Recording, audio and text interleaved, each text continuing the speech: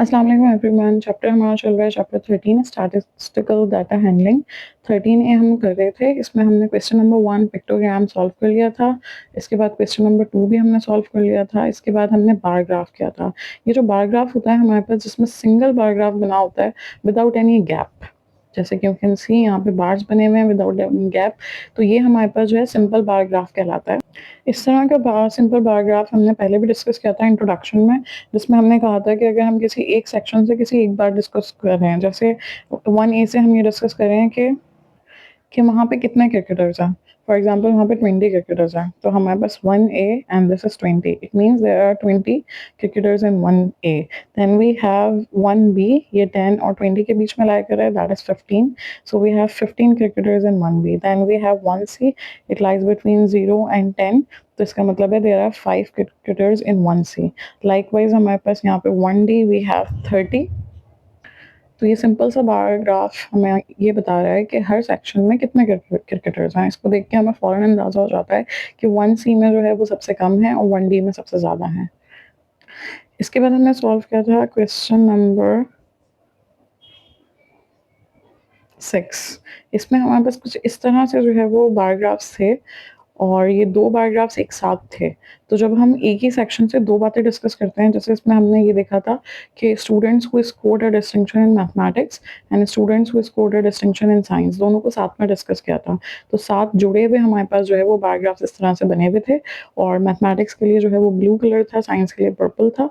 तो जब हम 2 बातें डिस्कस करेंगे इस तरह से, तो फिर वो मल्टीपल कहलाता है। As you can see over here कि मल्टीपल बार ग्राफ है हमारे पास। अगर हम सिर्फ क्रिकेटर्स को डिस्कस नहीं कर रहे बल्कि हम डिस्कस कर रहे हैं कि हॉकी कौन कौन खेलता है, तो अगर हम दोनों गेम्स को साथ डिस्कस करेंगे, तो या कोई भी 2 बातें हम उस क्लास के डिस्कस करेंगे, तो फिर उसको मल्टीपल बार ग्राफ में दिखाया जाएगा। मल्टीपल यानी एक से ज़्यादा, इसमें 2 भी हो सकते हैं, 3 भी हो सकते हैं, 4 भी हो सकते हैं। इसके बाद हमारे पास इस तरह से होती है कंपोनेंट बार ग्राफ। इसमें क्या होता है कि कोई ऐसी बात डिस्कस की जाती है, जैसे कुछ स्टूडेंट्स अगर फेल हैं, तो फेल को डिस्कस करेंगे तो इसका मतलब है कि दूसरे जो हैं वो पास ही पास होंगे। या अगर हम ये डिस्कस करेंगे कि कितने स्टूडेंट्स जो हैं वो स्पेक्स पहनते हैं, स्पेक्टिकल्स पहनते हैं, तो फिर दूसरे वो होंगे जो नहीं पहनते हैं, राइट। इसके जैसा क्वेश्चन हमारे पास यहाँ पे क्वेश्चन नंबर 7 है जो हम करेंगे। इसमें आप देख सकते हैं कि सिंगल बार्स हैं, गैप के साथ हैं, लेकिन इसमें एक ही साथ जो है वो 2 चीज़ें पास और फेल के लिए गिवन है। जो ब्लू वाला पोर्शन है हमारे पास वो पास को शो कर रहा है, और जो हमारे पास पर्पल वाला है वो फेल को शो कर रहा है। इसी तरह से यहाँ पे जो है हम ग्रीन से जो है वो फेल को शो कर रहे हैं।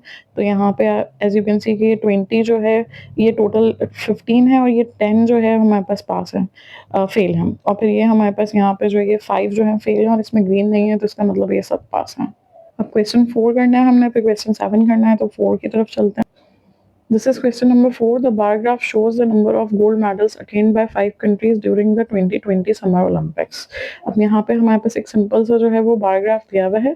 एज यू कैन सी हमारे पास जो है वो वाई एक्सेस पे नंबर ऑफ गोल्ड मेडल्स हैं, और एक्स एक्सेस पे हमारे पास कंट्रीज के नेम्स हैं। Australia, Brazil, France, great Britain, United states, ठीक है। अच्छा, अब यहाँ पे अगर आप देखें तो हमारे पास ये जो पोर्शंस हैं यहाँ पे 0 से लेके 10, और इसमें 5 हमारे पास डिवीजन हैं, 0 से 10 तक 5 डिवीजन हैं। तो इसका मतलब है कि एक डिवीजन हमारे पास किसके बराबर हुई, 0 से 10 तक 10 डिवीजन्स तो नहीं है। अगर 10 डिवीजन्स होती तो एक डिवीजन एक के बराबर होती, राइट। अब यहाँ पे 0 से 10 तक हमारे पास 5 डिवीजन है, इसका मतलब है कि हमारे पास एक डिवीजन 2 के बराबर है। यानी कि हमारे पास यहाँ पे यहाँ तक जो है ये 2 है, फिर ये 6 है, फिर 8 है, 2 है, 4 है, 6 है, 8 है, और फिर 10 है। मिस आपको कैसे पता? इसका एक सिंपल शॉर्टकट है। आप क्या करें, यहाँ पे टोटल हमारे पास 10 है और डिवीजन 5 है, तो 10 डिवाइडेड बाय 5 इज 2। इसका मतलब है हर डिवीजन 2 2 की है, ठीक है, दैट्स द शॉर्टकट। अच्छा, अब हम यहाँ पे अगर ऑस्ट्रेलिया को देखें, ऑस्ट्रेलिया के लिए हमारे पास यहाँ पे 10, 12, 14, 16 और 18 के बीच में ऑस्ट्रेलिया है, तो इसका मतलब है ऑस्ट्रेलिया के मेडल्स हमारे पास कितने हुए, 17। यहाँ पे देखिए मैंने लिख लिया है कि ऑस्ट्रेलिया के मेडल 17 हैं। इसके बाद हमारे पास यहाँ पे ब्राज़ील है, ब्राज़ील में हमारे पास यहाँ पे 2, 4, 6 और 8 के बीच में है, तो इसका मतलब है ब्राज़ील के 7। यहाँ पे ब्राज़ील को 7 लिख लिया हमने, ठीक है। इसके बाद यहाँ पे हमारे पास फ्रांस, फ्रांस में हमारे पास यू कैन सी के 20 है मेडल्स, तो यहाँ पे हम लिख लेते हैं फ्रांस 20। लाइकवाइज हमारे पास यहाँ पे ग्रेट ब्रिटेन है, ग्रेट ब्रिटेन 20 से एक ऊपर है, तो एक हमारे पास जो है वो 2 के बराबर है, तो दैट इज 20 + 2 22। ग्रेट ब्रिटेन हमारे पास यूके को कहते हैं, तो यहाँ पे मैंने शॉर्ट फॉर्म में लिख लिया 22। Then we have United States यानी कि यूएसए, और यूएसए हमारे पास 40 से जो है वो देख सकते हैं हम के 40 से नीचे जा रहे 38 है, और 38 और 40 के बीच में 39, तो यूएसए हमारे पास हो गया 39। और पहला क्वेश्चन हमारे पास देखते हैं वो क्या कह रहे हैं। पहले क्वेश्चन में कह रहे हैं what was the total number of gold medals attend by 5 countries. पांचों कंट्री के गोल्ड मेडल्स बता दें कितने थे, तो हम क्या करेंगे, we are going to add these numbers. Total gold medals के लिए हम क्या करेंगे, इन सबको आपस में ऐड कर देंगे, ठीक है। 17 + 7 is 24, 24 + 20 is 44, 44 + 22 is 66, and 66 + 39 is 105. So 105 is your final answer. इसके बाद हमारे पास सेकंड पार्ट में कह रहे हैं what percentage of gold medals amongst these 5 countries were attained by France. France के गोल्ड मेडल्स की परसेंटेज निकालें, not that difficult.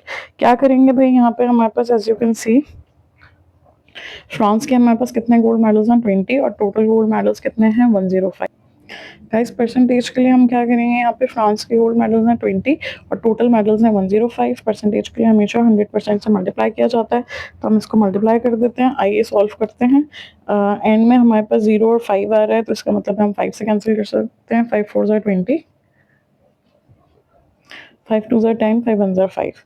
So we have 4 × 100 400 over 21%। अब इसको हमें होल नंबर में चेंज करके लिखना है।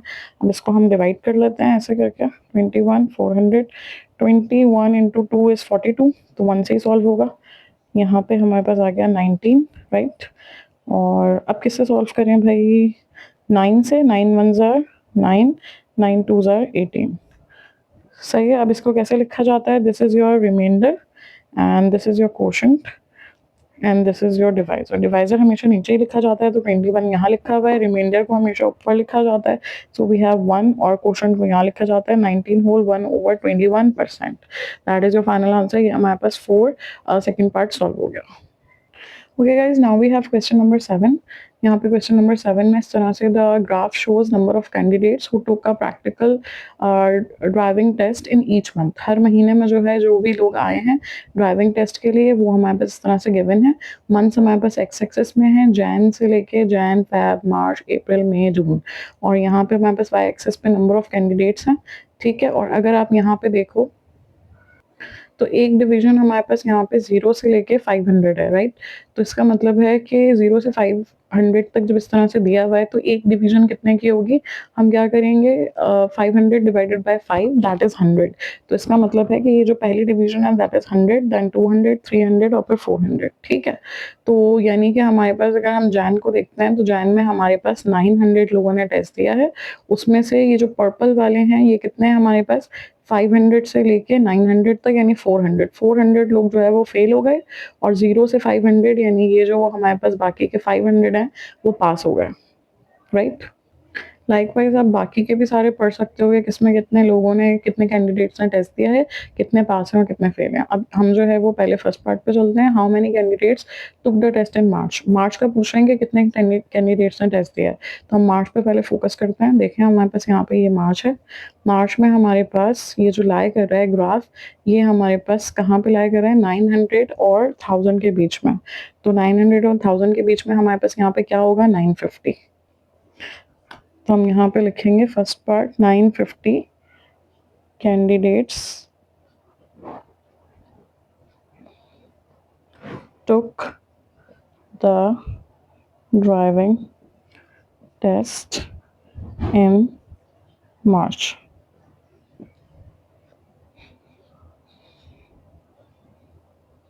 अब सेकेंड पार्ट में कह रहे हैं how many candidates failed in the test in March. अच्छा भाई, fail the test in June, June का बताएं how many candidates fail the test in June, June का बताइए। तो जून में अगर आप यहाँ पे देखें तो टोटल हमारे पास यहाँ पे कितने कैंडिडेट्स हैं 1500, और उसमें से यहाँ पे ये जो ब्लू वाला पोर्शन है ये कितना आ रहा है 1000 आ रहा है। तो इसका मतलब है 1500 लोगों ने टेस्ट दिया, 1000 पास हुए, तो इसका मतलब फेल कितने हुए 500। 1500 ने टेस्ट दिया, उसमें से 1000 जो है वो पास हो गए, so it means 500 candidates failed the test in June. अच्छा भाई, अब थर्ड पार्ट में कह रहे हैं express the number of candidates who failed the test in June as a percentage of total number of candidates who failed the test in 6 months. हमारे पास जून के जो फेल हुए हैं उनको परसेंटेज की फॉर्म में लिखें टोटल फेलियर्स के साथ। तो हमें इसका मतलब है कि ये जो पर्पल वाले हैं ये सब में काउंट करने पड़ेंगे। जून के तो हमें ऑलरेडी पता है कि जून के कितने हैं, 500। गाइस परसेंटेज हमें फाइंड आउट करनी है। जून के हमारे पास 500 है, वो मैंने ऑलरेडी लिख दिया है। अब बाकी 6 मंथ्स के हमें फाइंड आउट करना।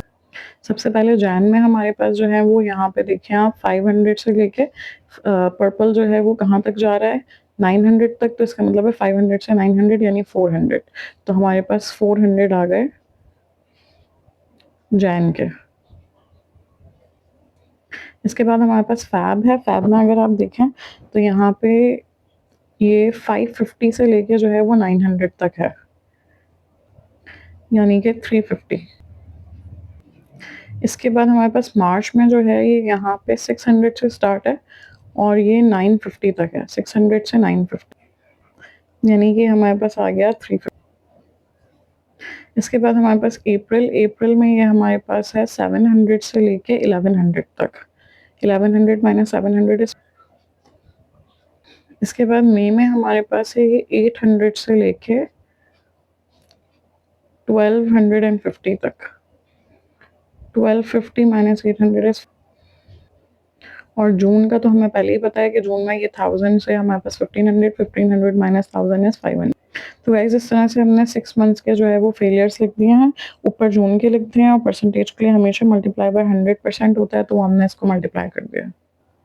गाइस अब यहाँ पे हमारे पास 500 है और 100, अब इनको ऐड कर लेते हैं। हमारे पास 350, 350, 700 and 500 and 400, 900, 900 and 700, 1600 and 400 हमारे पास हो गया 2000 and 2000 and 450 is 2450.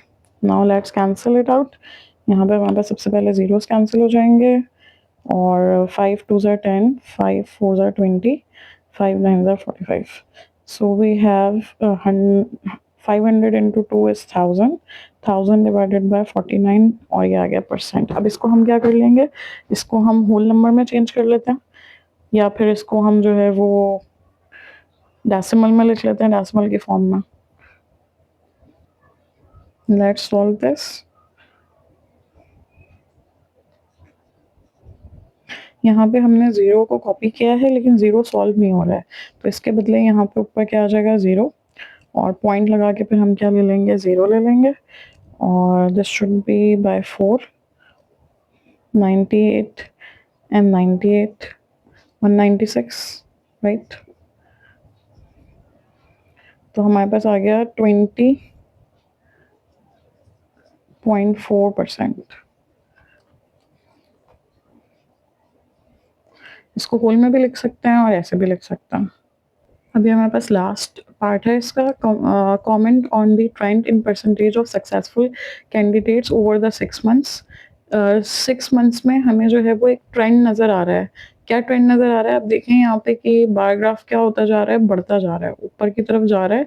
और इसमें अगर आप देखें तो हमारे पास जो ब्लू पोर्शन है वो बढ़ता जा रहा है। तो कह रहे हैं इसमें ट्रेंड जो है सक्सेसफुल कैंडिडेट्स का 6 मंथ्स में बढ़ा है। Provide a reason for this trend, बताएं इसका क्या रीज़न हो सकता है, क्या रीज़न हो सकता है। इसका मतलब उन्होंने ज़्यादा प्रैक्टिस की होगी, हार्ड वर्क किया होगा, जिसकी वजह से उन्होंने जो है वो टेस्ट पास कर लिया। यहाँ पे फिर हम लिख देते हैं इसको कि there is a positive trend seen in the percentages of successful candidates, and what could be the reason behind that. The reason could be more efforts and practice, obviously। अगर आप भी ज़्यादा एफर्ट करेंगे, ज़्यादा प्रैक्टिस करेंगे तो आपको भी ज़्यादा बेहतर रिजल्ट्स मिलेंगे। Okay guys, that is the end of the exercise. I hope you have got it.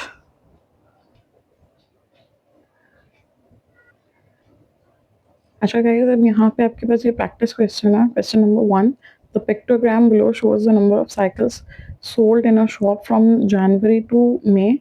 इसमें की आपके पास गिवन है 10 साइकिल्स।